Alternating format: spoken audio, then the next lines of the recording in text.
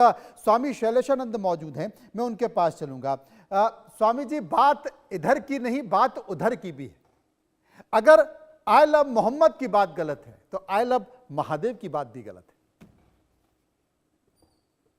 देखिए, एक बात स्पष्ट है कि रंज की जब गुफ्तगू होने लगी, आपसे तुम, तुमसे तू होने लगी। क्या बात है। हुआ ये कि शिकायतें हुई हम्म। तो जो एक दूसरे के प्रति सम्मान का भाव था, वो धीरे धीरे दूरियों में बदलता चला जा रहा है और अंत में जाकर के बेअदबी, जो आपने शब्द बोला है उर्दू का, बिल्कुल असंस्कारित होकर के एक दूसरे की इज्जत के साथ खेलने पर आ रहा है। उचित नहीं है। एक बात स्पष्ट है, परंपराओं के अंदर, जिस युग के अंदर पोस्टर होते ही नहीं थे, देश काल परिस्थिति के अंदर जेनेक्स हो, मिलेनिया हो या जेन जी हो, ये लोग अपने अपने देश काल परिस्थिति के अंदर अपनी परंपराओं को, अपने स्टाइल्स को अंदर उतारना चाहते हैं। ये उचित नहीं है, क्योंकि एक नकारात्मक प्रतियोगिता इससे जन्म लेती है।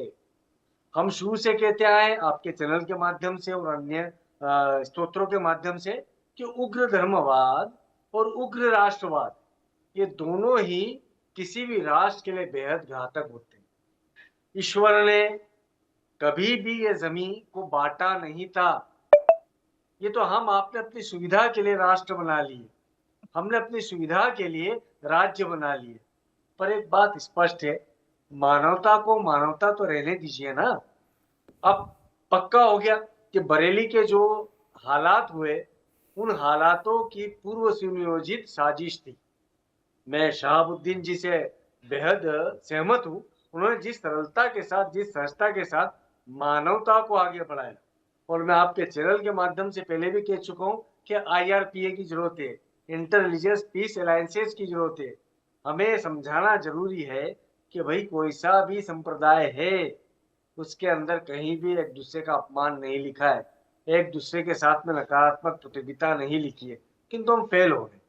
अब इस फेल होने के पीछे कारण क्या है कि हम क्या देखते हैं कि भाई श्रीलंका का पतन हुआ तो उसका पतन का कारण क्या था, बांग्लादेश के अंदर उग्र धर्मवाद हुआ तो उसका पतन का कारण क्या था, नेपाल के अंदर उग्र राष्ट्रवाद और उग्र धर्मवाद का एक सायुज्य हुआ तो उसका कारण क्या था।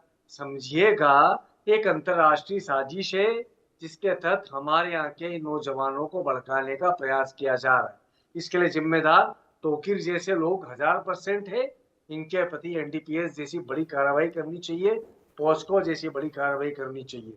वहीं पर हमें यह देखना चाहिए कि जो हमारे के जो बुद्धिजीवी लोग हैं, जो कि सहजता से भारत को अपनी भूमि मानते हैं, वो सदैव से ये चाहते हैं कि भारत विश्व गुरु बने, तो उन लोगों को हमें सामने लाना पड़ेगा।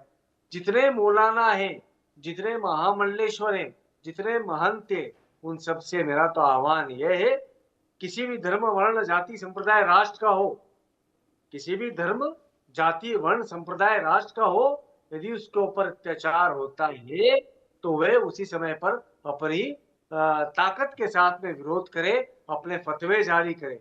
मैं शुरू से कह रहा हूं कि यदि बरेली के लिए एक भी मौलाना उस तोकीर के लिए फतवा जारी कर देता तो भारत के अंदर तालियों की गूंज जैसी होती कि पूरे भारत के अंदर एक हो जाता कि भाई हम आप तो एक जैसे हैं, एक समान है, हम भारत को पहले मानते हैं और ये नकली जज्बातों को बाद में मानते हैं।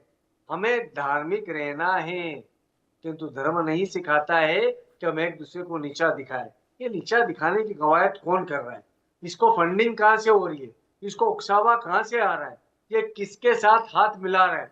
हमारे देश के जो विपरीत धर्म वाले, यानी मैं जैसे सनातनी हूँ हिंदू धर्म का, तो मैं ये मान रहा हूँ कि सिख हुआ, मुस्लिम हुआ, जैन हुआ, ईसाई हुआ, यदि वे भारत के तो भारत की ही वो हित की बात करेंगे। यदि उनको कोई प्रेरित कर रहा है बाहर से, तो मान करके चलिएगा कि उसको हमें पकड़ करके लाना है और सबको साझा रूप से उसको दंडित करना है। मैं यही कामना करता हूँ जी। जी, मौलाना शहाबुद्दीन साहब मेरे साथ मौजूद हैं। मौलाना साहब, जितनी तारीफ की जाए आपके शब्दों की उतनी कम है, लेकिन जिस बात का जिक्र शैलेशानंद जी कर रहे थे, वो कह रहे थे कि साहब इतनी बड़ी घटना हुई, आप जिस बात का जिक्र कर रहे हैं उसी बात का जिक्र सज्जाद नोमानी साहब भी कर रहे हैं, वो भी मुस्लिम धर्मगुरु हैं। लेकिन सबसे बड़ी बात है कि जरा सी बात में फतवे जारी हो जाते हैं। एक इतनी बड़ी बात हो गई और उसे एजेंडा बनाकर देश भर में लागू किया जा रहा है, लेकिन एक भी मौलाना इस बात को लेकर फतवा जारी नहीं कर रहा है कि ये गलत है, ये मोहम्मद का अपमान है, ये पैगंबर इस्लाम का अपमान है और इसके करने से सिवाय आप किसी का हथियार बनने के और कुछ मौलाना ने फतवा जारी नहीं किया। जबकि कानपुर की घटना हुई, मुझे लगता है उज्जैन के वड़नगर की भी घटना हुई, उत्तराखंड में हमने देखा, अभी महाराष्ट्र के अहिल्यानगर में इसी तरह की घटना हुई, सारे मौलाना चुप हैं। भाई अगर धर्म से जुड़ी हुई बातें हैं तो धर्म के लिए तो मौलाना को ही आगे आना पड़ेगा ना, धर्म गुरुओं को ही आगे आना पड़ेगा, क्योंकि यही तो समाज को रास्ता दिखाते हैं। और ये समाज को विपत्ति के समय रास्ता नहीं दिखाएंगे, सांप्रदायिक सद्भाव खराब हो जाए रास्ता नहीं दिखाएंगे, अगर वही चुप्पी साधे रहेंगे तो फिर मतलब क्या है ऐसे धर्म का, और मतलब क्या है ऐसे मौलानाओं का और धर्म गुरुओं का। शहाबुद्दीन साहब जी। देखिए, अभी मोहतरम शैलेशानंद जी ने जो बातें कही जी, बहुत अच्छी बातें कही, और धार्मिक लोगों को ऐसा ही होना चाहिए। धार्मिक लोगों का काम है समाज को सुधारना, अच्छी बातें बताना और बुराइयों को रोकना, और पैगंबर इस्लाम से मोहब्बत करना हमारा ईमान है, हमारा अकीदा है। और मैं ये समझता हूँ कि भारत में जितने भी रहने वाले मज़हब के मानने वाले यहाँ लोग हैं, कोई भी शख्स, एक आदमी भी ऐसा नहीं होगा इस 150 करोड़ की जनता में जो ये कहे कि मैं पैगंबर साहब का सम्मान नहीं करूँगा। कोई भी एक शख्स नहीं होगा, न हिंदू, न सिख, न ईसाई, न बौद्ध, बुद्धिस्ट, न जैनी, न मोरमन्स, कोई भी नहीं। हर शख्स यही कहेगा कि हम पैगंबर साहब का सम्मान करते हैं, इज्जत करते हैं और उनको मानते हैं। मगर अब इसको अगर दूसरे नजरिए से उसी शख्स को चिढ़ाने के लिए अगर कहेंगे, उत्तेजना फैलाने के लिए कहेंगे, हिंसात्मक नजरिए से कहेंगे, तो फिर वो शख्स भी हो सकता है पलट करके जवाब दे, और वो ऐसा जवाब हो कि जो हमें पसंद ना हो। अब देखिए, ये पोस्टर, बैनर, होर्डिंग की वजह से कितनी बड़ी तकलीफ की बात है कि जमीन के औरंगाबाद में, महाराष्ट्र में जमीन पर रंगोली बनाई गई और वहां हुजूर सल्लल्लाहु ताला अलैहि वसल्लम का नाम लिखा गया। यानी सुन करके, देख करके, उसके फोटोज देख करके, सुन करके मेरा कलेजा तो मुंह को आता है। मुझे तो बहुत सख्त तकलीफ हुई कि ये एक्शन का रिएक्शन हुआ। अगर ये मुस्लिम नौजवान पोस्टर, होर्डिंग, बैनर न लगाते दीवारों पर, सख्त तकलीफ हुई कि ये एक्शन का रिएक्शन हुआ। अगर ये मुस्लिम नौजवान पोस्टर, होर्डिंग, बैनर न लगाते दीवारों पर, ये लेकर के न हुड़दंग मचाते रोडों पर, ये एजिटेशन, धरना प्रदर्शन न करते, तो शायद मैं समझता हूं कि जिस शख्स ने रंगोली बनाई वो भी नहीं करता, उसकी भी हिम्मत नहीं को समझिए कि ये खेल कहाँ है। शैलेशानंद जी मेरे साथ मौजूद हैं।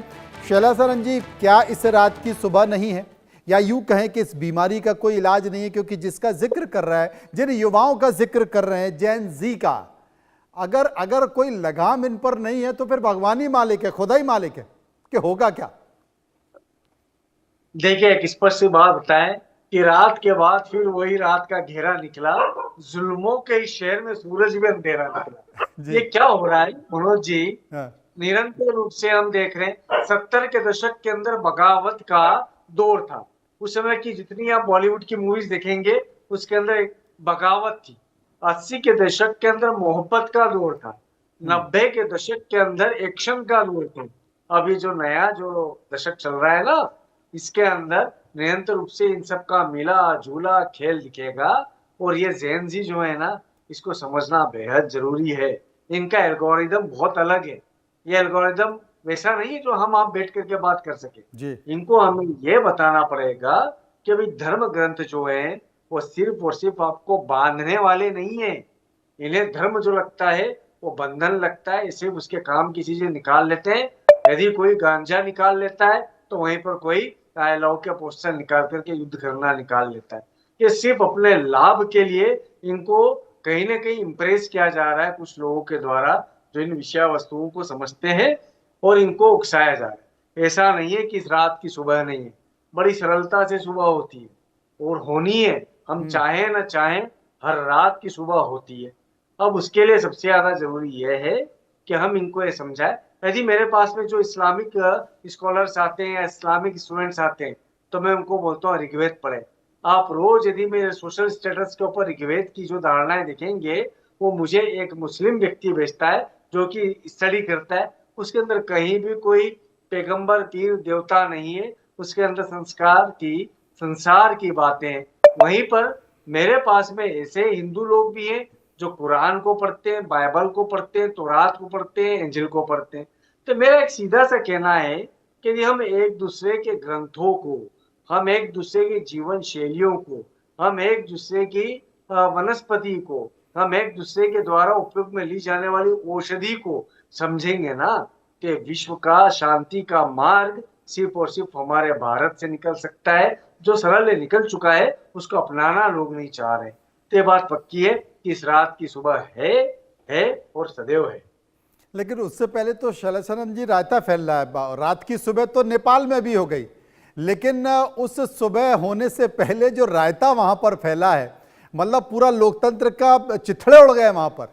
लेकिन वो ना हो, वो घटना घटित ना हो, ऐसी स्थिति ना आए, उससे पहले तो इस युवाओं को कम से कम रास्ते पर लाना होगा, समझाना होगा, उनकी चेतना को जागृत करना होगा।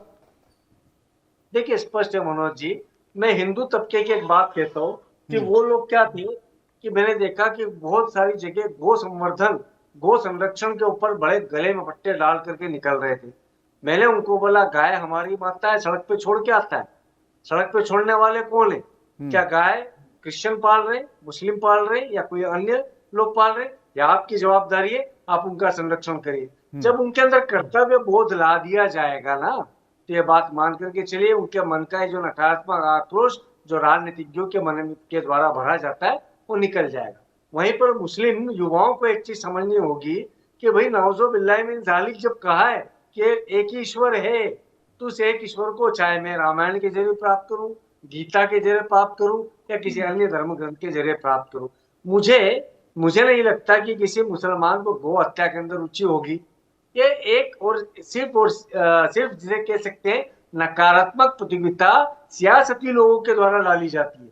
इससे हमें बचाना होगा। ये अवेयरनेस जैसे हम निकालेंगे ना, तो रायता फैलने से बच जाएगा। ये रायता फैलाने वाले न तो सामान्य हिंदू है न सामान्य मुस्लिम है। ये ध्यान रखिएगा, ये वो सियासती लोग हैं जिनकी सत्ता सिर्फ और सिर्फ नफरत से चलती है, मोहब्बत से नहीं चलती, प्रेम से नहीं चलती है। बिल्कुल उनके अंदर विकास की अवधारणा डालेंगे। जी बिल्कुल सही कह रहे हैं शहाबुद्दीन साहब। मुझे लगता है कि आज मेरा सौभाग्य है, मुझे ऐसे दोनों धर्मों के धर्मगुरु मिले जो मुझे लगता है कि देश की एकता, अखंडता और सांप्रदायिक सौहार्द को बनाने के लिए, अगर ये कार्यक्रम देख रहे होंगे देश के लोग, और अगर इस कार्यक्रम को आत्मसात कर लें, अपने अंदर उतार लें, जितने भी युवा, चाहे वो हिंदू धर्म के हों या मुस्लिम धर्म के हों, तो वो बहुत बेहतर तरीके से समझ जाए। बोले कुछ नहीं रखा, बहकावे में कुछ नहीं रखा, आप अपने जीवन यापन को ठीक से मानिए। और कहते हैं ना कि हिंदू धर्म में कहते हैं कि भाई मानो तो देवता है वरना पत्थर है, और बहुत सारे हमारे धर्म ग्रंथों में ऐसी चीज है कि पत्थर को भी पूजना शुरू कर दिया तो वो देवता हो गया। ठीक वैसे ही पैगंबर इस्लाम को लेकर भी है कि आप अपने मन में मानिए ना, अगर आप प्यार करते, भोजन और भजन दोनों एकांत की चीजें हैं, एकांत में करिए। सड़कों पर कभी भोजन होता है, सड़कों पर कभी भजन होता है, ये तो कह सकते हैं ना कि आप दुरुपयोग कर रहे हैं, आप आतंक फैला रहे हैं। इसी को तमाम सियासतदान मिलकर एक दूसरा रूप देते हैं। मुझे लगता है मौलाना साहब एक बड़े जन जागरण की जरूरत है। वो हिंदू धर्म में भी है और मुस्लिम धर्म में भी है।